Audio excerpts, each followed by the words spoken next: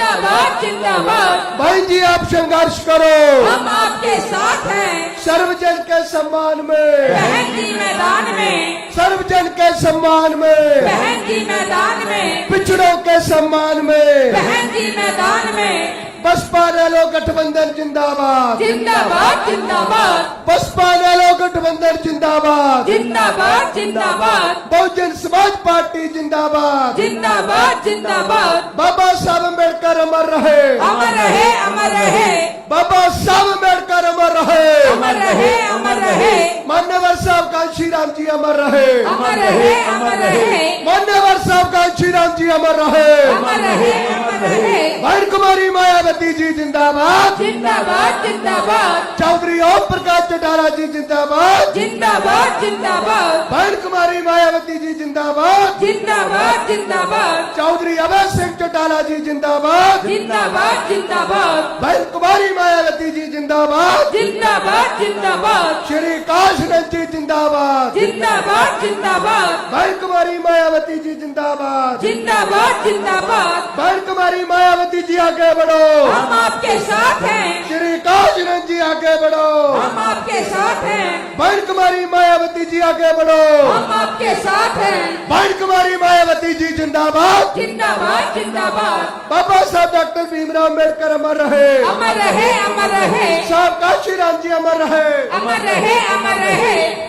Bahujan Samaj party जिंदाबाद, जिंदाबाद जिंदाबाद, बहन कुमारी मायावती जी जिंदाबाद, जिंदाबाद जिंदाबाद, बहन कुमारी मायावती जी जिंदाबाद। जिंदाबाद जिंदाबाद। बहन जी आप संघर्ष करो, हम आपके साथ हैं, बहन जी आप संघर्ष करो, हम आपके साथ हैं, बहन जी आप आगे बढ़ो, हम आपके साथ हैं, बहन जी आप आगे बढ़ो। हम आपके साथ हैं। सर्वजन के सम्मान में, बहन जी मैदान में, सर्वजन के सम्मान में, बहन जी मैदान में, मजदूरों के सम्मान में, बहन जी मैदान में, गरीबों के सम्मान में, पिछड़ों के सम्मान में, बहन जी मैदान में, महिलाओं के सम्मान में, बहन जी मैदान में, बहुजनों के सम्मान में, बहन जी मैदान में। बहन कुमारी मायावती जी जिंदाबाद। जिंदाबाद जिंदाबाद।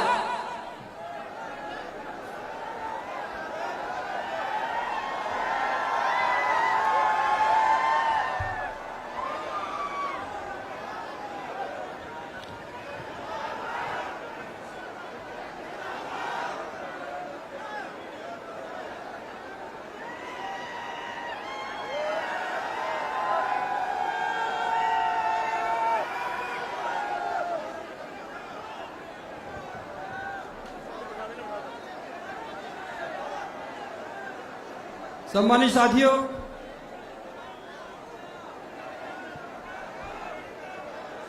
हमारे बीच में बहुजन समाज पार्टी की राष्ट्रीय अध्यक्ष, देश के सबसे बड़े सूबे उत्तर प्रदेश की 4 बार रही मुख्यमंत्री, देश के पीड़ितों, शोषितों, गरीबों की मसीहा, सर्वजन के सम्मान और मान का प्रतीक आदरणीय बहन कुमारी मायावती जी पहुंच चुकी हैं। उनके लिए जोरदार तालियों से स्वागत करें।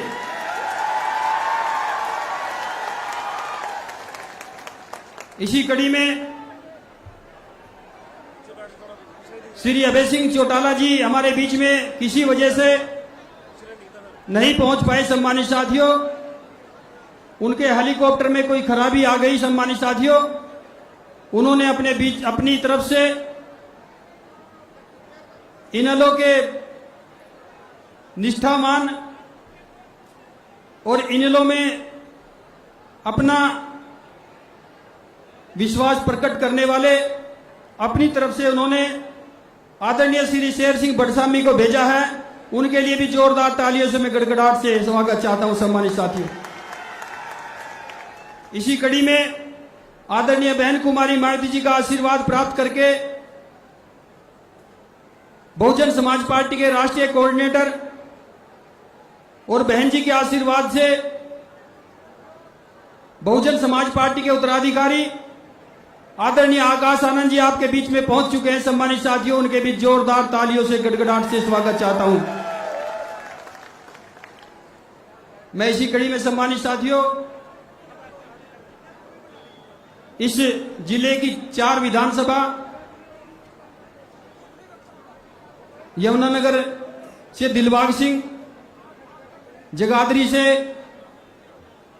दर्शन खेड़ा जी, रदौर से धर्मपाल टीकरा जी और नारायणगढ़ से हरिबिलास जी। मैं इनसे आग्रह करूंगा और ब्रजपाल छप्पर जी ये सामूहिक तौर पे आए और बहन कुमारी मायावती जी को मुकुट भेंट करके सम्मान पेश करें। सम्मानित साथियों, चारों लोग, पांचों लोग।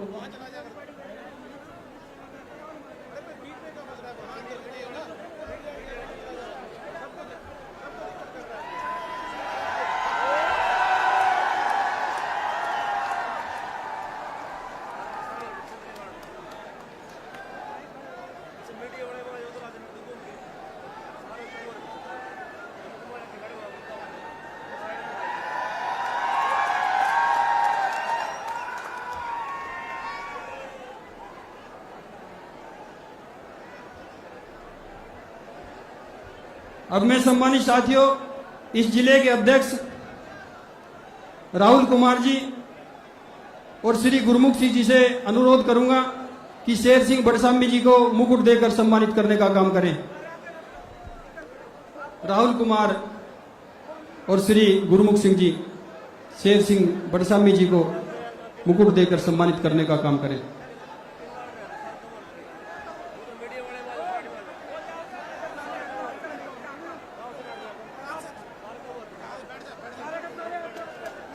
जोरदार तालियों से स्वागत करें।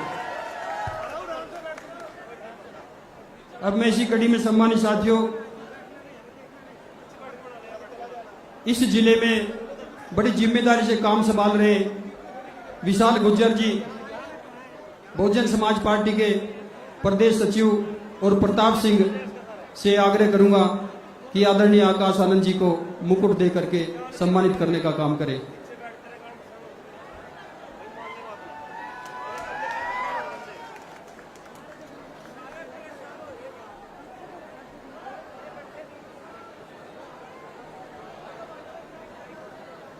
सम्मानित साथियों, मैं आदरणीय बहन जी को बुलाने से पहले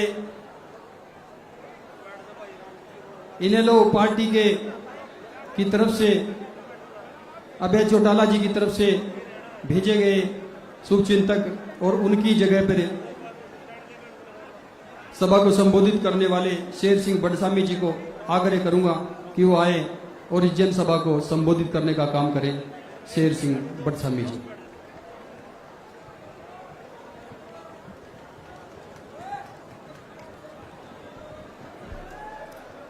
बहुत ही सम्मान के योग बाबा भीमराव अंबेडकर जी की नीतियों को जन जन तक पहुंचाने वाली हिंदुस्तान की महान नेत्री बहन मायावती जी और मंच पर विराजमान राष्ट्रीय कोऑर्डिनेटर और बहुजन समाज पार्टी के उत्तराधिकारी भाई आकाश आनंद जी और उनके साथ ही मंच पर विराजमान बहन जी के बहुत ही भरोसेमंद कमांडर जो 4 प्रदेशों के प्रभारी हैं, रणधीर सिंह जी बेनीवाल और 4 विधानसभा क्षेत्रों के प्रत्याशी मंच पे विराजमान हैं। मैं अपनी पार्टी की तरफ से और भाई अभय सिंह जी की तरफ से बहन जी का यहाँ पे पहुंचने पे तहे दिल से स्वागत करता हूं और इसके साथ ही आपको ये भी बताना चाहूंगा कि इस मंच को अभय सिंह चौटाला जी ने साझा करना था और बहन जी का छछरौली में पहुंचने पे स्वागत करना था और आई हुई जनता का आभार व्यक्त करना था और इनको संबोधित करना था। लेकिन अभय सिंह चौटाला जी के हेलीकॉप्टर में तकनीकी खराबी आने की वजह से वो उड़ान नहीं भर पाए। उनके लिए हमने एक नए हेलीकॉप्टर का भी इंतजाम करने का प्रयास किया, लेकिन उसको भी हम यहाँ पहुँचाने में सफल नहीं हो सके। दोस्तों, मैं आई हुई जनता से भी क्षमा चाहूंगा और मंच पर विराजमान बहन जी से भी क्षमा चाहूंगा कि हम अपने नेता को यहां नहीं पहुंचा सके। लेकिन इसके साथ ही दोस्तों, मैं उनका संदेश वाहक बन के यहां पे पहुंचा हूं और एक पुरानी छोटी सी घटना से भी आपको अवगत करना चाहूंगा कि किसी जमाने में यहां से अमन कुमार नागरा जी चुनाव लड़ रहे थे और इसी तरह से आखिरी सभा थी, माननीय चौटाला साहब ने उसको संबोधित करना था, वो भी किसी कारण से नहीं आ सके थे, तो उनकी गैर हाजिरी की भी पूर्ति करने के लिए मेरे को यहाँ पहुंचना पड़ा था और मैंने आई हुई जनता को उनका संदेश सुनाया था और उसी संदेश ने उनकी जीत सुनिश्चित की थी दोस्तों। और आज भी ये बता के जा रहा हूं कि अभय सिंह जी का संदेश वाहक में बन के आया हूं और आपको भविष्यवाणी करता हूं कि यहाँ के चारों प्रत्याशी जीत दर्ज करेंगे दोस्तों, चारों प्रत्याशी। और जैसा कि दोस्तों आपको विदित है, हरियाणा प्रदेश के अंदर चुनाव का बिगुल बज चुका है। बिगुल ही नहीं बल्कि चुनाव प्रचार चरम सीमा पे पहुंच चुका है और हमारा देश दोस्तों प्रजातंत्र प्रणाली का देश है। प्रजातंत्र के अंदर प्रत्येक व्यक्ति की वोट की बराबर की ताकत होती है। तो मैं आपको सबसे पहले यही बताना चाहूंगा कि ये वोट का अधिकार किस व्यक्ति ने आपको दिया है। दोस्तों, उस व्यक्ति का नाम है बाबा भीमराव अंबेडकर जी, जिन्होंने आपको वोट का अधिकार देने का काम किया है। बाबा साहब दोस्तों इस देश के पहले कानून मंत्री थे और बाबा साहब ने इस देश के संविधान की रचना करने का भी काम किया। बाबा साहब जो 9 सदस्यों की कमेटी थी उसके चेयरमैन थे और जब वो संविधान का निर्माण कर रहे थे, विशेष तौर से 3 समस्याओं का सामना उनको करना पड़ रहा था। सबसे पहली समस्या यही थी कि हिंदुस्तान के प्रत्येक नागरिक को वोट का अधिकार मिलना चाहिए या नहीं मिलना चाहिए। उस कमेटी के अंदर कुछ एक नेतागण इस विचारधारा के भी थे कि प्रत्येक व्यक्ति को वोट का अधिकार नहीं मिलना चाहिए, क्योंकि ग्रामीणांचल में बसने वाले लोग, पिछड़े लोग, कुचले लोग इस मत के अधिकार को सही तरीके से इस्तेमाल नहीं कर पाएंगे। लेकिन बाबा भीमराव अंबेडकर जी ने अपनी सूझबूझ से सभी नागरिकों को वोट का अधिकार दिलाने का काम किया है। और दोस्तों, इसी अधिकार की वजह से मैं आपको कहना चाहूंगा कि बाबा भीमराव अंबेडकर जी केवल चमार जाति के आदर्श नहीं थे, वो इस हिंदुस्तान की जन जन के आदर्श थे, जन जन के नेता थे, जिन्होंने 36 बरादरी के लोगों को दोस्तों वोट का अधिकार दिलाने का काम किया था। इसके बाद बाबा साहब के सामने एक और बहुत बड़ी समस्या थी, वो थी कि हमारे देश की क्या भाषा होनी चाहिए। हमारा हिंदुस्तान जो है दोस्तों वो भिन्न भिन्न प्रांतों का संगठन है और भिन्न भिन्न प्रांतों के अंदर भिन्न भिन्न भाषाओं का इस्तेमाल किया जाता है। कई लोगों की मांग थी कि कन्नड़ भाषा होनी चाहिए, कईयों की थी कि हिंदुस्तान की भाषा तेलुगु होनी चाहिए, कई मलयालम की वकालत करते थे। लेकिन बाबा साहब ने बहुत जद्दोजहद के साथ और बहुत मेहनत के साथ एक निर्णय लिया कि भिन्न भिन्न प्रदेशों के अंदर उनकी अपनी प्रांतीय भाषा का इस्तेमाल होगा। और जहां तक सवाल है कानून का और हमारी कोर्ट कचहरियों का, उनके अंदर अंग्रेजी का इस्तेमाल होगा और इसके साथ ही हिंदुस्तान भर में हिंदी भाषा का इस्तेमाल होगा। इस समस्या का समाधान भी बाबा साहब ने बड़े प्रयासों से किया था। और इसके बाद तीसरी समस्या बाबा साहब के सामने थी कि राजनीति के अंदर रिजर्वेशन होना चाहिए या नहीं होना चाहिए। कुछ एक लोग इस तरह के थे कि जहां पे आप रिजर्वेशन करोगे जिस सीट को, उसके साथ एक जर्नल का व्यक्ति भी लड़ना चाहिए। लेकिन बाबा साहब ने अपने प्रयासों से इस समस्या को भी हल किया और अंत में यही निर्णय लिया कि रिजर्वेशन सीट से केवल रिजर्व का ही व्यक्ति लड़ेगा, दूसरा कोई व्यक्ति नहीं लड़ेगा। और दोस्तों, बाबा साहब ने इस संविधान का निर्माण करके हिंदुस्तान भर के दलित को, पिछड़े को, कुचले हुए लोगों को ऊपर उठाने का काम किया और इस तरह के कानून बनाए। और उसके बाद इस देश के अंदर एक महान नेत्री पैदा हुई जो आज मंच पे विराजमान है, बहन मायावती जी, जिन्होंने बाबा साहब की नीतियों को दोस्तों जन जन तक पहुंचाने का काम किया और 4 बार उत्तर प्रदेश की मुख्यमंत्री रहते हुए बाबा साहब की नीतियों को अमली जामा देने का काम किया और जन जन की सेवा करने का काम किया। और हरियाणा प्रदेश के अंदर चौधरी देवीलाल जी ने बाबा साहब की नीतियों को दोस्तों अमली जामा देने का काम किया। मैं आपको बताना चाहता हूं कि चौधरी देवीलाल जी इस देश के अंदर पहले व्यक्ति थे जिन्होंने हरियाणा प्रदेश के अंदर एक कानून बनाया था कि हरियाणा प्रदेश के प्रत्येक गांव के अंदर एक चमार भाई को नंबरदारी मिलनी चाहिए। इससे क्या असर आया था कि प्रत्येक गांव के अंदर समानता का विचार आया था कि हरिजन भाई, चमार भाई, पिछड़ा वर्ग के लोग भी पंचायतों के अंदर शामिल होते थे और इससे 36 वर्ग के लोगों को समानता मिली थी। दोस्तों, इस बात का श्रेय स्वर्गीय चौधरी देवीलाल जी को जाता है। और इसके साथ साथ चौधरी देवीलाल जी ने बहुत और भी नीतियां इस तरह की बनाई। एक बार चौधरी देवीलाल जी हिसार से चल के चंडीगढ़ आ रहे थे, सर्दियों का मौसम था, थोड़ी थोड़ी बारिश हो रही थी। सड़क किनारे कुछ एक लोग नए कपड़े पहने हुए खड़े थे। चौधरी साहब की नजर पड़ी कि ये नए कपड़े पहने हुए कौन लोग हैं, इनसे मिलना चाहिए। चौ साहब ने अपनी गाड़ी रोकी और उनसे पूछा कि भाई आप कौन लोग हो।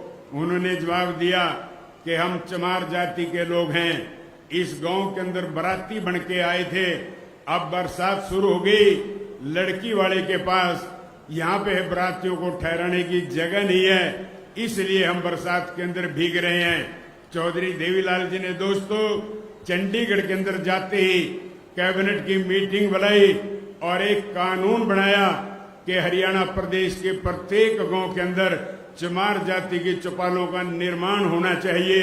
यह कितना बड़ा निर्णय चौधरी देवीलाल जी ने लिया था।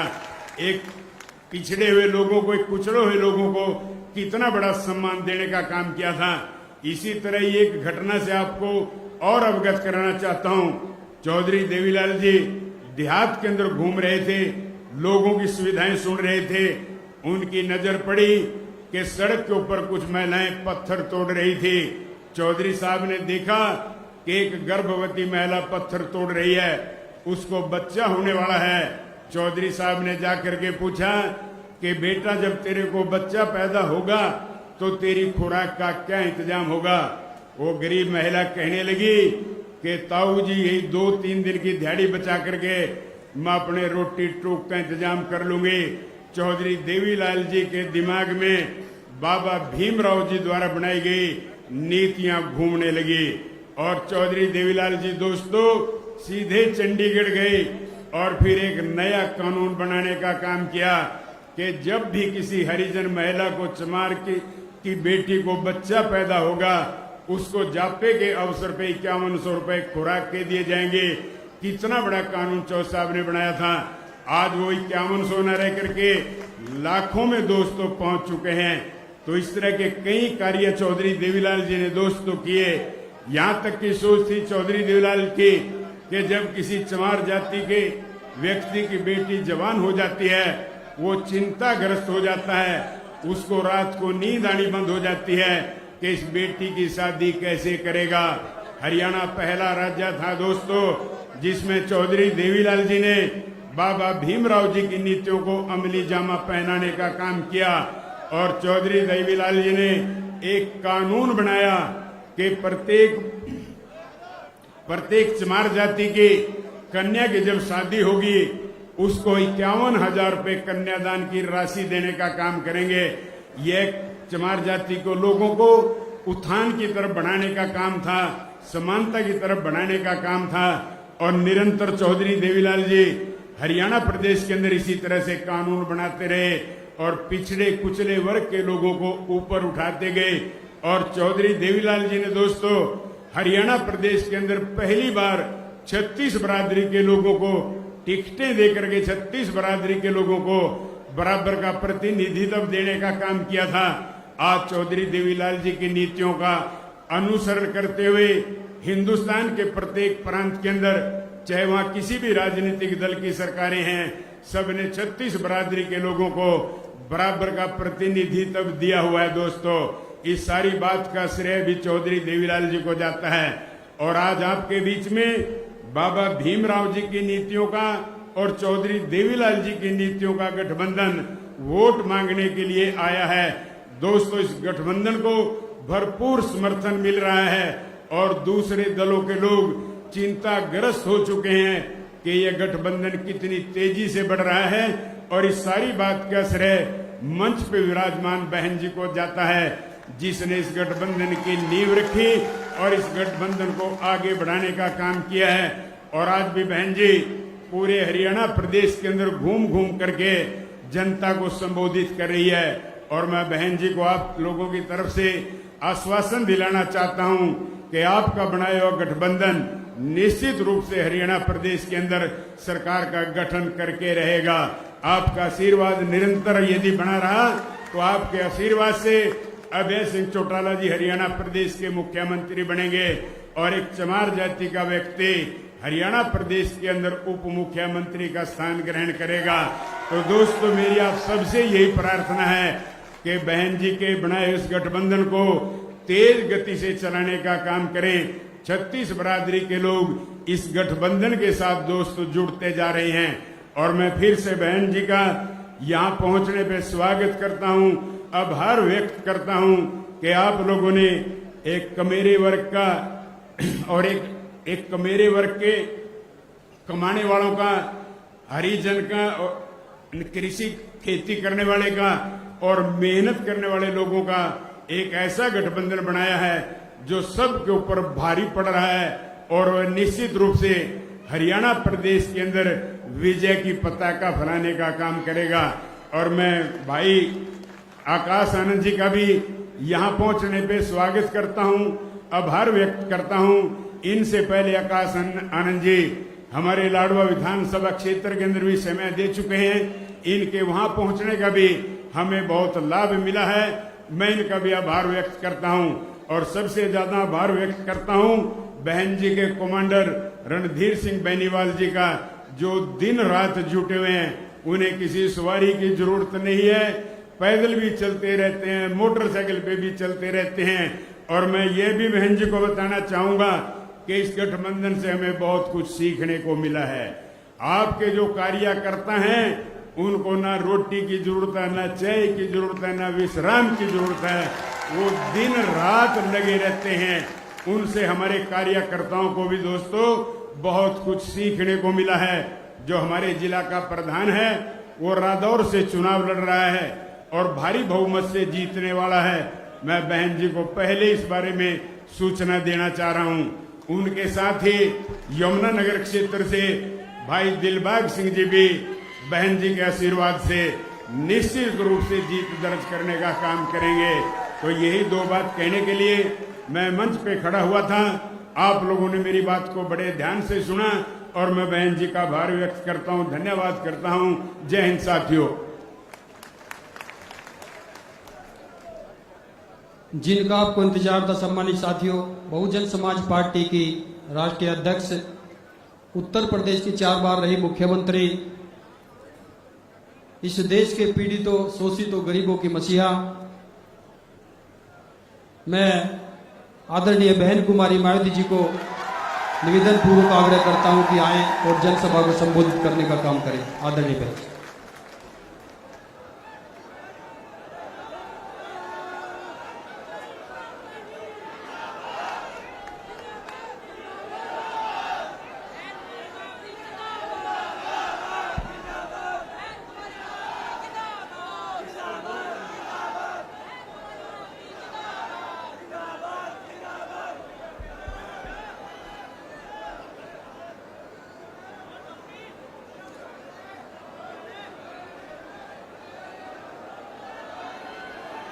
चुनावी जनसभा में इकट्ठा हुए बहुजन समाज पार्टी व भारतीय राष्ट्रीय लोकदल के बने इस गठबंधन के सभी छोटे बड़े पदाधिकारी, नेता एवं कार्यकर्ता गए। आज आप लोग यहाँ हरियाणा प्रदेश में विधानसभा के लिए हो रहे आम चुनाव में अपने गठबंधन के उम्मीदवारों के समर्थन में हमें सुनने के लिए यहाँ भारी संख्या में इकट्ठा हुए हैं, तो उसके लिए मैं आप सभी लोगों का हार्दिक दिल से आभार प्रकट करती हूँ, जिनको कामयाब बनाने के लिए भारतीय राष्ट्रीय लोकदल के वरिष्ठ राष्ट्रीय महासचिव चौधरी अभय सिंह चौटाला जी व इनके सभी साथीगण तथा बीएसपी के भी नेशनल कोऑर्डिनेटर श्री आकाश आनंद व यहाँ के संयोजक श्री रणधीर बेनीवाल और इनके भी सभी साथीगण पूरे जी जान से लगे हुए हैं। और अब मैं आप लोगों का ध्यान यहाँ हरियाणा प्रदेश में विधानसभा के लिए हो रहे आम चुनाव में अपने इस बने गठबंधन की सरकार बनाने को लेकर कुछ जरूरी बातों की तरफ दिलाना चाहती हूँ। और इस संबंध में हमारी पार्टी का ये कहना है कि अपने देश को आजाद हुए व भारतीय संविधान को भी लागू हुए अब बरसों बीत चुके हैं, और इस लंबी अवधि में केंद्र व आपके हरियाणा प्रदेश में भी विभिन्न विरोधी पार्टियों की सरकारें रही है। लेकिन दुख की बात यह है कि इस दौरान आपके हरियाणा प्रदेश में भी यहाँ विरोधी पार्टियों की रही सरकारों में सर्व समाज में से खासकर दलितों, आदिवासियों, पिछड़े वर्गों, मुस्लिम व अन्य धार्मिक अल्पसंख्यकों के साथ साथ गरीबों, मजदूरों, किसानों, व्यापारियों एवं अन्य मेहनतकश लोगों का भी पूर्ण रूप से विकास व उत्थान आदि नहीं हो सका है। जिनकी सरकारों की गलत नीतियों एवं गलत कार्य प्रणाली आदि को अभी ने और ज्यादा आजमाने की जरूरत नहीं है। और इस मामले में खास तौर से मैं दलितों, आदिवासियों व अन्य पिछड़े वर्गों के लोगों को ये बताना चाहूंगी कि इन वर्गों को परम पूज्य बाबा साहब डॉक्टर भीमराव अंबेडकर के कड़े संघर्ष एवं अथक प्रयासों से भारतीय संविधान में मिले कानूनी अधिकारों में से विशेषकर सरकारी नौकरियों में जो इन्हें आरक्षण की सुविधा मिली है, तो उसे यहाँ पहले कांग्रेस की और अब बीजेपी की तथा अन्य और पार्टियों की भी रही सरकारों की या चल रही सरकारों की जातिवादी सोच व मानसिकता के चलते इन्हें ये आरक्षण का पूरा लाभ नहीं दे पा रहे हैं। और अब तो इनके इस आरक्षण को ये पार्टियां, ये सभी पार्टियां, कांग्रेस, बीजेपी व अन्य जो जातिवादी पार्टियां हैं, ये सभी पार्टियां तो अब तो इनके इस आरक्षण को मान्य कोर्ट की आड़ में इसे प्रभावहीन बनाने में व खत्म करने की भी पूरी कोशिश में लगी हुई है। और इसका खास उदाहरण दिनांक 1 अगस्त 2024 को माननीय सुप्रीम कोर्ट का दिया गया निर्णय, जिसमें कोर्ट ने एससी व एसटी के आरक्षण में, मैं इधर एससी एसटी क्यों बोल रही हूँ, शेड्यूल कास्ट और शेड्यूल ट्राइब्स, क्योंकि संविधान में जो दलित वर्ग के लोग हैं, तो संविधान में दलितों के लिए तो हरिजन लफ्ज का इस्तेमाल नहीं किया गया है, बल्कि अनुसूचित जाति व जनजाति लफ्ज का इस्तेमाल किया गया। मैं चाहूंगी इन लोगों के जो पूर्व स्टेट अध्यक्ष हैं, तो मेरे ख्याल वो भारतीय संविधान को जरूर स्टडी करें, पढ़ें और ये देखें कि अनुसूचित दलितों के लिए क्या लफ्ज इस्तेमाल किया गया है। तो मुझे क्या लगता है, ये बाबा साहब के बारे में इनको जानकारी है, लेकिन ये भी जानकारी लेनी चाहिए कि SC ST के लिए क्या लफ्ज इस्तेमाल किया गया है। क्योंकि मुझे याद है सन 1977 में जब मैं वकालत की पढ़ाई कर रही थी, LLB फर्स्ट ईयर की स्टूडेंट थी, दिल्ली यूनिवर्सिटी से पढ़ रही थी। 1977 में जनता पार्टी की सरकार बनी और इन्होंने वोट क्या कह के लिया था कि हम स्वर्गीय श्री बाबू जगजीवन राम जी को देश का प्रधानमंत्री बनाएंगे, जिसको कांग्रेस ने नहीं बनाया। कांग्रेस ने भी नहीं बनाया जिनको, और जनता पार्टी ने भी नहीं बनाया 77 में। तो दलित वर्ग के लोग, अनुसूचित जाति जनजाति वर्ग के लोग पूरे देश में बहुत नाराज थे, खफा थे। तो उस समय उन्होंने दिल्ली में एक 3 दिन का जाति तोड़ो सम्मेलन रखा और उसमें ऑल इंडिया की तरफ से, तो यूथ की तरफ से, नौजवानों की तरफ से मुझे उन्होंने इनवाइट किया बोलने के लिए। और जब मैं उस सम्मेलन में बोलने के लिए गई, तो वहां पर जितने भी जनता पार्टी के नेता थे, तो वो बार बार हरिजन हरिजन इस्तेमाल कर रहे थे। तो मैंने उनको कहा कि एक तरफ तो आप जाति तोड़ने की बात कर रहे हैं और दूसरी तरफ आप हरिजन कह रहे हैं। यदि हम इसको पॉजिटिव सेंस में ले तो हम तो हरि का मतलब ईश्वर, हम तो ईश्वर की औलाद होगी, तो बाकी लोग क्या शैतान की औलाद है। ये मैंने 1977 में जब मुझे उन्होंने ऑल इंडिया की तरफ से इनवाइट किया, तो ये मैंने वहां पर बोला था। तो उधर ही जो जनता पार्टी के जो नेतागण लोग थे, उन्होंने माफी मांगी और कहा कि, मैंने बोला कि आपको आज सरकार संविधान से चलती है और संविधान के हिसाब से आप लोगों को जो वीकर सेक्शन के लोग हैं, तो उनको अनुसूचित जाति जनजाति और अन्य पिछड़ा वर्ग बोलना चाहिए, तो ये ज्यादा बेहतर होगा। उनको रियलाइज करना पड़ा और ये कहना पड़ा कि बहन जी जो बोल रही है वो सही बोल रही है। तो मैं आपको ये बताना चाह रही थी, माननीय सुप्रीम कोर्ट ने भी 1 अगस्त 2024 को, इसी वर्ष, माननीय सुप्रीम कोर्ट का दिया गया निर्णय है रिजर्वेशन को लेकर, जिसमें माननीय सुप्रीम कोर्ट ने, तो उन्होंने हरिजन नहीं बोला, ये जजमेंट आप उठा के देख लो।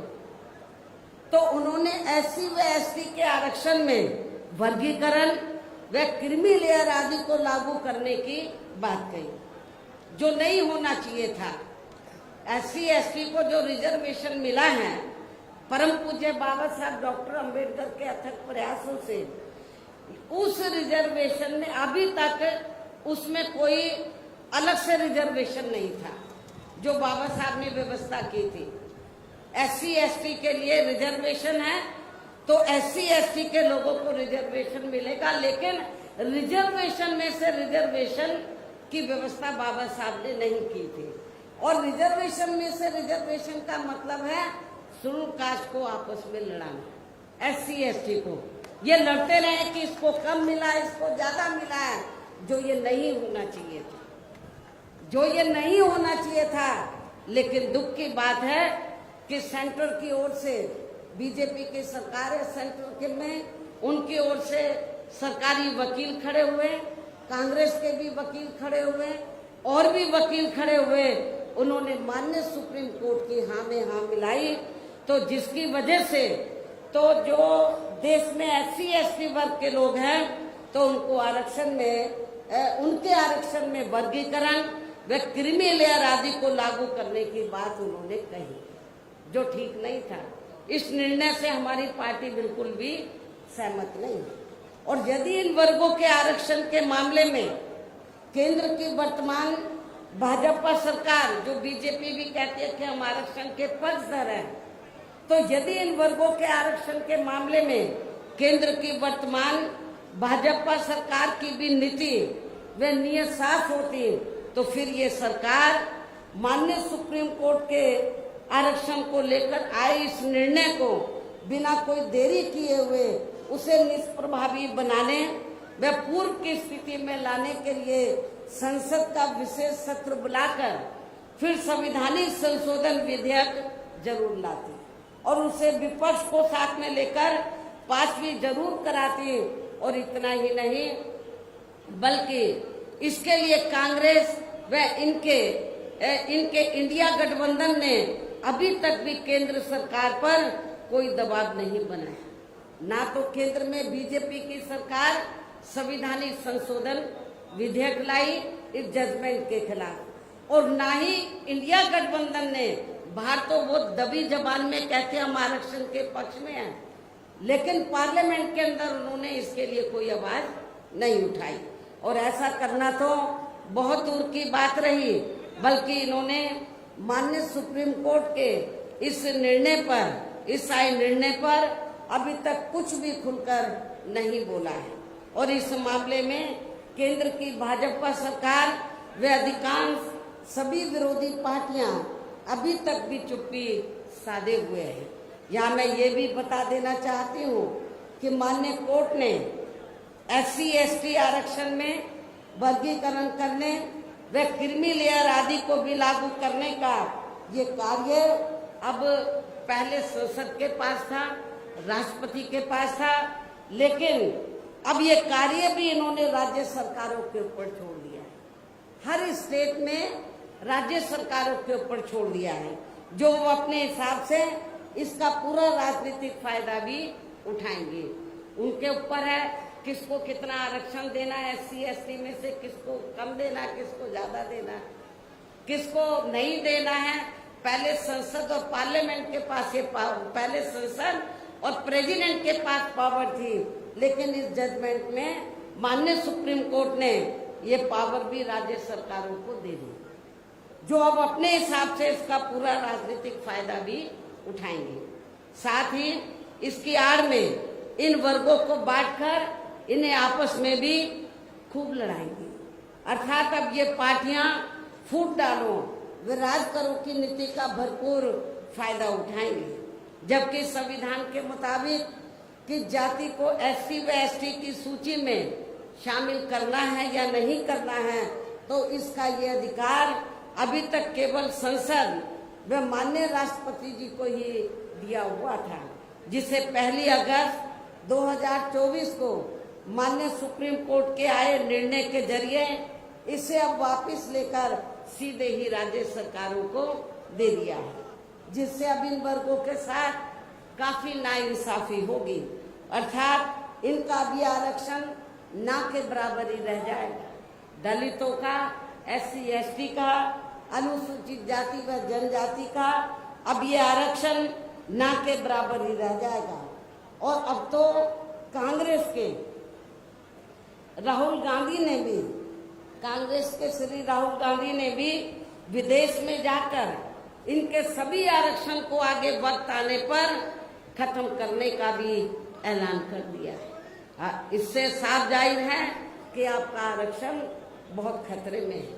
बाबा साहब डॉक्टर अंबेडकर ने आरक्षण शेड्यूल कास्ट में जितनी जातियां आती हैं सबको दिया था। उन्होंने केवल एक जाति को नहीं दिया था, उसमें विभिन्न जातियां हैं, सब कास्टें हैं जो सामाजिक, शैक्षणिक और आर्थिक क्षेत्र में पिछड़ी हुई हैं। तो शेड्यूल कास्ट का मतलब क्या, ये तो शेड्यूल बनी, इनकी एक सूची बनी, तो उसके आधार पर उन जातियों को शामिल करके तो जब ये इन लोगों को ये रिजर्वेशन दिया है SC/ST में, उसमें एक ही जाति नहीं आती है, उसमें विभिन्न जातियां आती है। तो जिसका नाम क्या दिया बाबा साहब ने, एक सूची बनाई, शेड्यूल कास्ट, शेड्यूल ट्राइब्स। इसलिए इन वर्गों के लोगों को बाबा साहब डॉक्टर भीमराव अंबेडकर द्वारा जो इन्हें, इन सभी वर्गों के लोगों को, SC ST में जो विभिन्न जातियां आती हैं, तो इन वर्गों के लोगों को बाबा साहब डॉक्टर भीमराव अंबेडकर द्वारा जो इन्हें आरक्षण का ये संवैधानिक अधिकार दिया है, तो इसे बचाने के लिए अब यह हरियाणा प्रदेश में हो रहे विधानसभा चुनाव में इन वर्गों को, ऐसी सभी आरक्षण विरोधी पार्टियों को अपना कतई भी वोट नहीं देना है। ऐसे आरक्षण विरोधी पार्टियों को अपना कतई भी वोट नहीं देना है जो ये पार्टियां माननीय सुप्रीम कोर्ट के आए इस निर्णय को बिल्कुल भी बदलने के लिए तैयार नजर नहीं आती है। अर्थात इस मामले में केवल ये पार्टियां इन वर्गों को गुमराह करने में ही लगी हैं।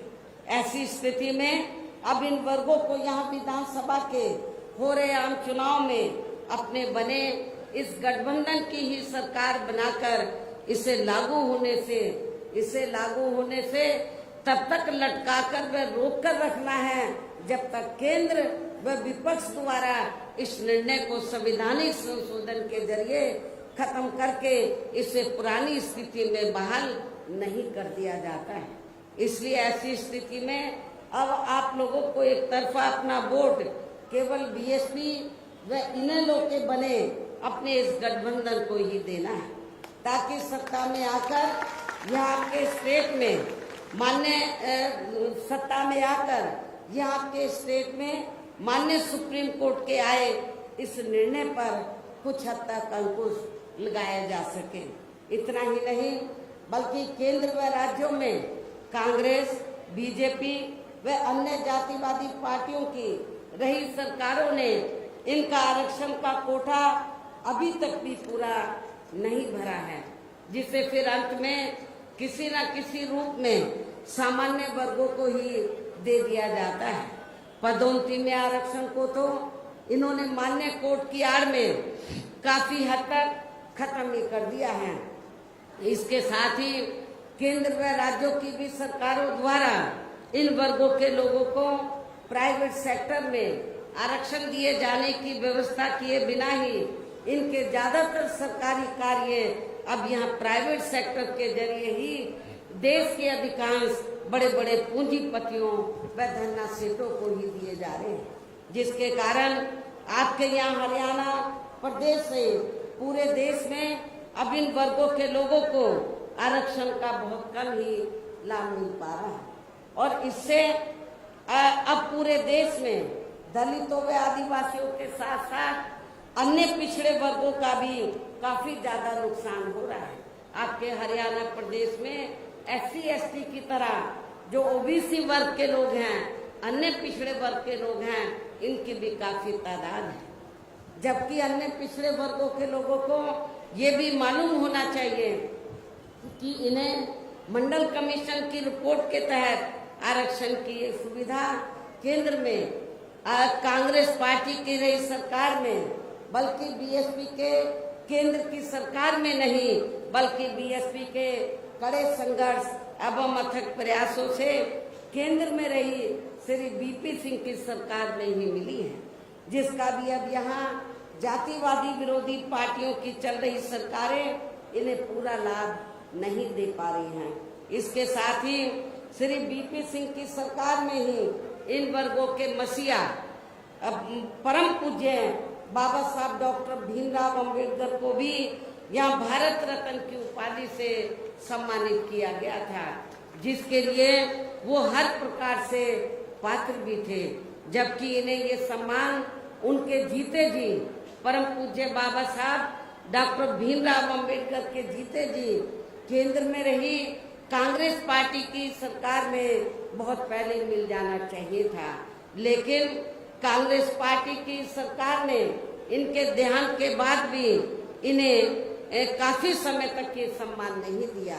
इससे इन वर्गों के प्रति इस कांग्रेस पार्टी की हीन व जातिवादी मानसिकता साफ झलकती है। इतना ही नहीं बल्कि इनके कारवां को आगे बढ़ाने वाले वे हर मामले में समर्पित रहे व्यक्तित्व मान्यवर श्री कांशीराम जी के देहांत होने पर केंद्र में रही इसी कांग्रेस पार्टी की सरकार ने इनके सम्मान में एक दिन का भी राष्ट्रीय शोक घोषित नहीं किया था। इसके साथ ही इन वर्गों के लोगों को जुर्म जाति से निजात दिलाने के लिए जो भी यहाँ नियम व कानून आदि बने हैं तो उन पर भी केंद्र व राज्यों की सरकारें सही से अमल नहीं कर पा रही हैं, जिससे अब यह खासकर दलितों, आदिवासियों व अन्य पिछड़े वर्गों के ऊपर शोषण करने वाले लोगों का मनोबल और भी ज्यादा बढ़ रहा है। और ये सब हमें यहाँ आपके हरियाणा प्रदेश में भी काफी कुछ देखने के लिए मिल रहा है। इसी प्रकार हमें पूरे देश में मुस्लिम व अन्य धार्मिक अल्पसंख्यक समाज के लोगों की भी अधिकांश मामलों में हालत कोई खास अच्छी नजर नहीं आती है। इसके साथ साथ अपर कास्ट समाज व जाट समाज में भी खासकर गरीब लोगों की भी आर्थिक स्थिति अभी भी यहाँ आपके हरियाणा प्रदेश सहित पूरे देश में काफी ज्यादा खराब व दयनीय ही बनी हुई है। इनके अलावा आपके हरियाणा प्रदेश सहित पूरे देश में सर्व समाज में से विशेषकर यहाँ गरीब, मजदूर, किसान, कर्मचारी, व्यापारी एवं अन्य मेहनतकश लोग भी अपनी विभिन्न समस्याओं को लेकर अभी भी हमें काफी ज्यादा दुखी ही नजर आते हैं। और इनमें भी किसान वर्ग तो केंद्र में अभी तक की रही सभी सरकारों द्वारा बनाई गई उनकी गलत नीतियों के कारण अब काफी ज्यादा परेशान व दुखी भी रहा है और अभी भी है। लेकिन इन सब की मुख्य वजह हमारी पार्टी केंद्र में व आपके हरियाणा प्रदेश में भी यहाँ अब तक की रही अधिकांश विरोधी पार्टियों की सरकारों की गरीब व किसान विरोधी तथा इनकी जातिवादी, पूंजीवादी व संकीर्ण मानसिकता के तहत बनाई गई उनकी गलत नीतियों एवं गलत कार्य प्रणाली को ही काफी हद तक जिम्मेवार मानकर चलती हैं। और इस मामले में खासकर इनकी गलत आर्थिक नीतियों की वजह से ही आए दिन यहाँ पूरे देश में गरीबी, बेरोजगारी व महंगाई आदि भी काफी ज्यादा बढ़ रही है, जिससे आम जनता काफी ज्यादा परेशान व दुखी भी है। इसके साथ साथ अभी भी अपने देश में भ्रष्टाचार हर स्तर पर काफी ज्यादा व्याप्त है, जिससे आपका खुद का अपना हरियाणा प्रदेश भी स्टेट भी अछूता नहीं रहा है। और इन सब का मुख्य कारण हमारी पार्टी आजादी के बाद से लेकर अभी तक केंद्र में देश के अधिकांश राज्यों में तथा आपके खुद के अपने हरियाणा प्रदेश में भी ज्यादातर सत्ता यहाँ खासकर पूंजीवादी पार्टियों, जातिवादी व पूंजीवादी पार्टियों के हाथों में ही आने को मानकर चलती है, जिसके कारण ही अब पूरे देश में व आपके खुद के अपने प्रदेश में भी अभी भी हमें यहाँ सर्व समाज के लोग अधिकांश मामलों में काफी ज्यादा दुखी व परेशान ही नजर आते हैं। जबकि पूरे देश में बीएसपी ही अकेली एक ऐसी पार्टी है जो विरोधी पार्टियों की तरह देश के बड़े बड़े पूंजीपतियों व धन्ना सेठों की आर्थिक मदद से नहीं बल्कि अपनी पार्टी के ही आम कार्यकर्ताओं की आर्थिक मदद से चुनाव लड़कर यहाँ केंद्र व राज्यों की भी सत्ता में आना चाहती है, ताकि हमारी पार्टी सत्ता में आने के बाद फिर बिना किसी दबाव के व आजाद होकर सर्व समाज के लोगों की सभी समस्याओं का समाधान करके उन्हें हर मामले में व हर स्तर पर खुशहाल बना सके। और इसी आधार पर चलकर ही आबादी के हिसाब से देश के सबसे बड़े प्रदेश अर्थात आपके पड़ोसी प्रदेश उत्तर प्रदेश में 4 बार हमारी पार्टी ने अपने नेतृत्व में वह सरकार भी बनाई है और हमने अपने सभी चारों रही सरकारों में अपने पार्टी की विचारधारा एवं सिद्धांतों के तहत चलकर वैसे तो वहाँ सर्व समाज के हितों का पूरा ध्यान रखा है, लेकिन सभी मामलों में प्राथमिकता पहले हमने वहाँ सर्व समाज में से विशेषकर उन SC/ST वर्गों, पिछड़े वर्गों, मुस्लिम व अन्य धार्मिक अल्पसंख्यक समाज को तथा गरीब एवं असहाय लोगों को ही दिया है, जिनकी वहाँ हर मामले में व हर स्तर पर सभी विरोधी पार्टियों की रही सरकारों में उनकी हीन, जातिवादी, संकीर्ण व पूंजीवादी सोच होने के कारण काफी ज्यादा उपेक्षा की गई है। इसके साथ साथ हमने उत्तर प्रदेश में गरीब एवं बेरोजगार लोगों को दूसरी पार्टियों की रही सरकारों की तरह मामूली सा बेरोजगारी भत्ता न देकर उन्हें बड़ी तादाद में सरकारी एवं गैर सरकारी क्षेत्रों में स्थायी रोजगार भी उपलब्ध कराए हैं। इसके साथ ही गरीब भूमिहीन लोगों को खेती करने के लिए हमने उन्हें फ्री सरकारी जमीन भी दी है तथा गरीब आवासहीनों को भी तो 2-2 कमरों के फ्री सरकारी पक्के मकान भी दिए हैं, जिससे वहां लाखों गरीब लोगों को काफी फायदा पहुंचा है। शहरों व देहातों को भी विकसित किया गया है। देहातों को डॉक्टर अंबेडकर ग्राम विकास योजना के तहत, शहरों को मान्यवर श्री काशीराम जी शहरी समग्र विकास योजना के तहत इनको डेवलप किया गया। इसलिए क्योंकि शहरों में और देहातों में घुसते ही मालूम पड़ जाएगा कि ये दलितों की बस्ती है, ये कमजोर वर्गों की बस्ती है, जिनको जातिवादी मानसिकता के तहत आजादी के बाद से लेकर लगातार जिन भी पार्टियों की सरकारें बनी उन्होंने उनको विकसित नहीं किया। लेकिन जब बीएसपी की सरकार बनी तो हमने बाबा साहब के नाम से योजना बनाकर उन बस्तियों को डेवलप किया और भी बस्तियों को गांव में डेवलप किया, तो जिसकी वजह से उनका रहन सहन में काफी फर्क आया। इसके अलावा हमारी पार्टी की रही सरकार ने वह विभिन्न क्षेत्रों में लगे लोगों के साथ साथ छात्रों, युवाओं, महिलाओं व बुजुर्गों आदि के हितों में भी अनेकों महत्वपूर्ण व ऐतिहासिक कार्य किए हैं, जिनसे उन्हें काफी ज्यादा लाभ पहुंचा है। किसानों की भी अधिकांश समस्याओं का काफी हद तक समाधान किया है तथा उनकी फसलों का भी उन्हें समय से उचित दाम दिया गया है, जो आपके हरियाणा में भी शायद कभी इतना फायदा किसानों को नहीं पहुंचाया गया होगा। इतना ही नहीं बल्कि हमने उत्तर प्रदेश में सर्व समाज के लोगों के ऊपर किसी भी प्रकार की कोई जुर्म जाति आदि भी नहीं होने दी है।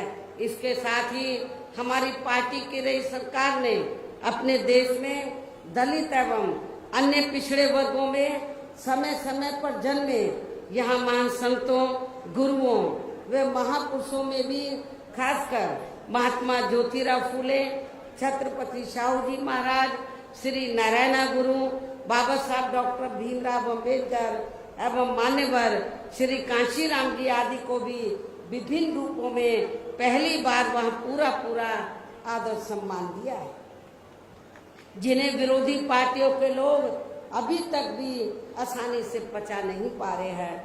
इस प्रकार से उत्तर प्रदेश में हमारी पार्टी ने अपने सभी चारों रहे शासनकाल के दौरान वह हर मामले में व हर स्तर पर सर्व समाज के लोगों को काफी बेहतरीन सरकार दी है। और यदि आप लोग भी यहाँ अपने हरियाणा प्रदेश में गरीबों, किसानों व आम जनहित के तथा विशेषकर कमजोर एवं उपेक्षित वर्गों के हितों में ऐसे ही कार्य करना चाहते हैं, इसके साथ ही आपके प्रदेश की जनहित से जुड़ी जो भी यहाँ स्थानीय समस्याएं हैं तो उन्हें भी आप दूर करना चाहते हैं, तो फिर आप लोगों को भी उत्तर प्रदेश की तरह ही यहाँ अपने हरियाणा प्रदेश में भी अपने इस बने गठबंधन की सर्व जनहिताय व सर्व जन सुखाय की नीतियों पर आधारित ही सरकार बनानी हो, जिसके लिए अब आप लोगों को यहाँ अपने हरियाणा प्रदेश में विधानसभा के लिए फोरेआम चुनाव में अपने बने इस गठबंधन का ही बेहतर रिजल्ट लाना होगा। इसके साथ ही आप लोगों को वोट पड़ने तक यहाँ की सत्ताधारी पार्टी भारतीय जनता पार्टी व अन्य सभी विरोधी पार्टियों के साम दाम दंड भेद आदि हथकंडों से भी जरूर सावधान रहना है। और इस मामले में खासकर आप लोगों को विरोधी पार्टियों के जारी किए गए उनके हवाई वे प्रलोभन भरे चुनावी घोषणा पत्रों आदि के बहकावे में तो कतई नहीं आना है। बातें बड़ी बड़ी करते हैं, सत्ता में जब आ जाते हैं तो वो उनको रद्दी में जैसे टोकरी रद्दी की टोकरी में फेंक देते हैं वैसे फेंक देते हैं। तो इस मामले में खासकर आप लोगों को विरोधी पार्टियों के जारी किए गए उनके हवाई व प्रलोभन भरे चुनावी घोषणा पत्रों आदि के बहकावे में तो कतई नहीं आना है, जिन्हें ये पार्टियां सत्ता में आने के बाद अधिकांश अमल में नहीं लाती हैं, जिस पर से अब जनता का काफी हद तक विश्वास भी उठ गया है। इसलिए हमारी पार्टी किसी भी चुनाव में अपना कोई भी चुनावी घोषणा पत्र आदि जारी नहीं करती है। वैसे भी हमारी पार्टी कहने में बहुत कम बल्कि कार्य करके दिखाने में ही ज्यादा विश्वास रखती है, अर्थात जो कहती है तो उसे करके भी दिखाती है। ये सब हमने उत्तर प्रदेश में बिना चुनावी घोषणा पत्र के जारी किए हुए ही 4 बार सरकार बनाकर सरकार बनने के बाद तब हमने ये घोषणा की हम ये काम करेंगे सरकार का बजट देखकर। और अब संक्षेप में मेरा यही कहना है कि आप लोगों को अपने खुद के वे अपने हरियाणा प्रदेश के भी हित में यहाँ बीएसपी व इनेलो के बने अपने इस गठबंधन की ही सरकार बनाना बहुत जरूरी है। और अब आप लोगों को अपने इस गठबंधन के ही उम्मीदवारों को ज्यादा से ज्यादा कामयाब बनाना है, जिसके लिए बीएसपी के उम्मीदवारों को हाथी चुनाव चिन्ह के सामने वाले बटन को दबाकर तथा राष्ट्रीय लोकदल के उम्मीदवारों को चश्मा चुनाव चिन्ह के सामने वाले बटन को दबा के उन्हें जरूर जिताना है। इस प्रकार से आप लोगों को अपने बने इस गठबंधन की ही पूर्ण बहुमत की सरकार बनाना है। और सरकार बनने पर फिर गठबंधन की ओर से आपके हरियाणा प्रदेश का मुख्यमंत्री चौधरी श्री अभय चौटाला जी को ही बनाया जाएगा, जिनको मेरे आशीर्वाद के साथ साथ इनके पिता चौधरी ओम प्रकाश चौटाला जी का भी पूरा आशीर्वाद प्राप्त है। वैसे स्वर्गीय चौधरी देवीलाल जी का भी हमेशा इन पर आशीर्वाद बना रहा है। इनके साथ साथ गठबंधन की ओर से बीएसपी का एक डिप्टी सीएम दलित वर्ग का अम्बेडकरवादी दलित वर्ग का तथा दूसरा डिप्टी सीएम अन्य पिछड़ा वर्ग या अपर कास्ट समाज में से ही बनाया जाएगा। और ये दोनों डिप्टी सीएम कौन होंगे इसका फैसला चुनाव का नतीजा आने के बाद ही किया जाएगा। इन्हीं जरूरी बातों के साथ ही अब मैं आप सभी लोगों से अपने बने इस गठबंधन के अधिकांश उम्मीदवारों को जिताकर अपनी यहाँ गठबंधन की ही सरकार जरूर बनाना है।